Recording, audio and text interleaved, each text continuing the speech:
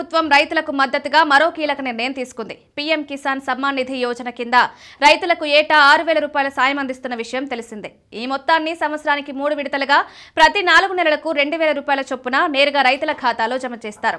ఇటీవల ఆగస్టు 2న వారణాసి నుంచి ప్రధాని మోదీ 20వ విడత నిధులను విడుదల చేసి దేశవ్యాప్తంగా 9,59,28,628 మంది రైతుల ఖాతాల్లో 2,000 రూపాయల చొప్పున జమ చేశారు. ప్రస్తుతం రైతులు 21వ విడత కోసం ఎదురు చూస్తున్నారు.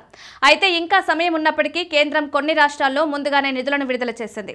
పంజాబ్, హర్యానా, హిమాచల్ ప్రదేశ్ రాష్ట్రాల్లో ఇటీవల భారీ వర్షాల కారణంగా వరదలు, కొండ చర్యలు సంభవించి రైతులు భారీ నష్టాన్ని చవిచూశారు. ఈ పరిస్థితుల్లో వారికి అండగా నిలవడానికి 21వ విడత నిధులను ముందుగానే జమ చేశారు. మొత్తం 27 లక్షల మంది రైతుల ఖాతాల్లో 540 కోట్లు జమ చేయగా వీరిలో 2.7 లక్షల మంది మహిళా రైతులు కూడా ఉన్నారు.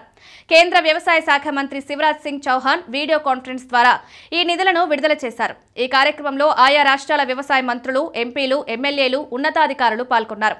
హిమాచల్ ప్రదేశ్లో 8,01,045 మంది రైతులకు 160.21 కోట్లు, పంజాబ్లో 11,09,895 మందికి 221.98 కోట్లు, ఉత్తరాఖండ్లో 157.83 కోట్లు జమయ్యాయి.